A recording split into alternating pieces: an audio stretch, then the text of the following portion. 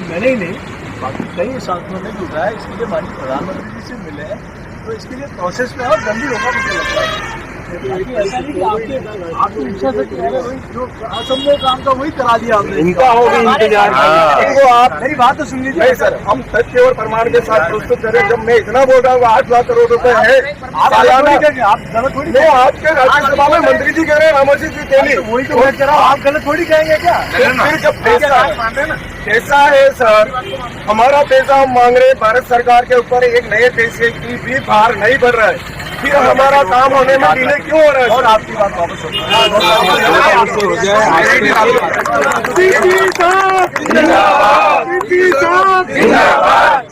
तो ये लोग 7 साल से क्या झक मार रहे हैं? क्या हम लोग जो इसका आंदोलन कर रहे हैं, क्यों कर रहे हैं? बराबर है कि झूठ है? मिनिस्टर को ये मालूम नहीं है कि देश में क्या आंदोलन चल रहे हैं, कितने आंदोलन चल रहे हैं। बुल्ढाना में जो हमारे हेडक्वार्टर से पिछले 5 सालों से दिन रात पेंशन चल रहे हैं, क्रमिक पेंशन, बूढ़े लोग बैठ रहे हैं, और ये सरकार का मंत्री बोलता है कि हमें मालूम नहीं कि वहाँ पे आंदोलन है कि नहीं। ईपीएस 95 पेंशन धारकों के साथ खिलवाड़ किया जा रहा है, उनसे झूठे वादे, झूठे आश्वासन देकर राजस्थान में परिवर्तन यात्रा निकालने वाले कई ऐसे नेताओं के नाम सामने आज इस वीडियो में लाने वाले हैं। दोस्तों, आज मैं राजस्थान के अलावा ऐसे कई राज्यों की बात करने वाला हूँ जिसमें अलग अलग जो कि बड़े नेताओं के टच में है, जैसे कि आप जान सकते हो प्रधानमंत्री या फिर मुख्यमंत्री के टच में ऐसे नेता, ऐसे राजनेता जिन्होंने ईपीएस 95 पेंशन धारकों को है वो झूठे आश्वासन, झूठे वादे किए, जिसमें आप सबसे पहले बीजेपी के सबसे दिग्गज नेता यानी कि सीपी जोशी, वे राजस्थान के प्रदेश अध्यक्ष बीजेपी से भी हैं, और उन्होंने ईपीएस 95 पेंशन धारकों को चित्तौड़गढ़ में एक वादा भी किया था कि मैं आपकी मांगों को लेकर यहाँ पर है वो सरकार से बात करूंगा और आपकी मांगे है वो 100% पूरी करवाने का लिए मैं पूरा प्रयास करूंगा। लेकिन वो ऐसा ना करके राजस्थान में यहाँ पर है वो यहाँ पर परिवर्तन यात्रा निकाली जा रही है, और बीजेपी के इस परिवर्तन यात्रा में बहुत ही बड़े स्तर पर यहाँ पर है वो खर्चा किया जा रहा है और बहुत ही बड़े स्तर पर यहाँ पर पैसा लगाया जा रहा है। लेकिन ईपीएस 95 पेंशन धारकों की जो मांगे है वो मांगे पूरी करने के लिए इनके पास फंड नहीं है, इनको पेंशन देने के लिए इनके पास पर्याप्त फंड नहीं है, ईपीएफओ के पास पर्याप्त फंड नहीं है, और ये यहाँ पर इनके पास इतने भी पैसे नहीं है कि ईपीएफओ को एक लेटर लिख सके कि क्या ईपीएस 95 पेंशन धारकों की आप मांगे पूरे क्यों नहीं कर रहे हो। ये ईपीएफओ से एक बार भी लेटर नहीं लिखा, और ईपीएस 95 पेंशन धारकों की ये मांगे पूरी करवाने के साथ साथ आप देख सकते हो राजस्थान ही नहीं बल्कि अन्य कई राज्यों में अभी चुनावी माहौल है, और 2023 के अंत तक यहाँ पर है वो बहुत ही बड़े चुनाव यानी कि राजस्थान के विधानसभा चुनाव होने वाले हैं, और उसके बाद में यहाँ पर लोकसभा के भी चुनाव आने वाले हैं। तो उनकी इस स्तर है वो बड़े स्तर पर है वो कार्य चल रहा है, और अपनी सरकार की पुनरावृत्ति करने के लिए पूरा परिवर्तन यात्रा के अलावा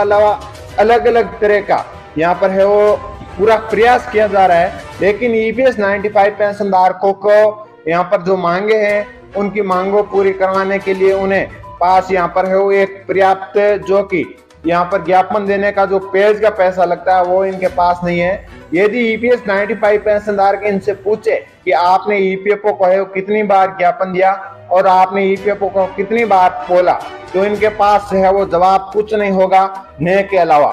तो ईपीएस 95 पेंशन धारकों के साथ साथ घोर अन्याय हो रहा है, और राजस्थान ही नहीं बल्कि आप देख सकते हो यहाँ पर महाराष्ट्र में भी ईपीएस 95 पेंशन धारक है, जो कि उन्होंने बड़े बड़े राजनेताओं के साथ में यहाँ पर है वो मीटिंग भी की, और उन्होंने आश्वासन भी दिया था कि मैं आपकी मांगे पूरी करवाने के लिए पूरा प्रयास करूंगा। लेकिन उन्होंने ऐसा ना करके उन्हें झूठे वादे किए गए, और झूठे वादों के साथ में ही वो मीटिंग खत्म की, और मीटिंग खत्म करने के बाद वहां से वो पीछे हट गए, वहां से रफू चक्कर हो गए और वहां से दिखाई देना पूरा बंद हो गए।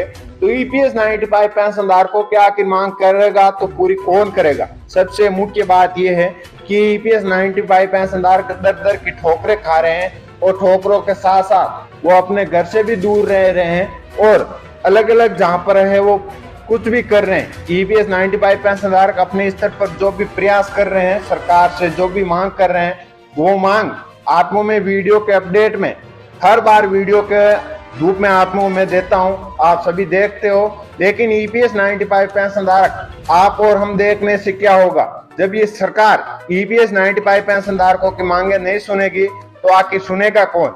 इस देश में ईपीएस 95 पेंशन धारकों की मांग कौन सुनेगा? आप देख सकते हो G20 जैसे बड़े प्रोग्राम इस देश में हो रहे हैं और अलग अलग देशों से यहाँ पर है वो बड़े स्तर पर राजनेता आ रहे हैं और जा रहे हैं। लेकिन ईपीएस 95 पेंशन धारकों की जो मांगे है, जो बात है, वो कोई भी रखने को तैयार नहीं है और कोई भी पूरी करवाने के लिए तैयार नहीं है।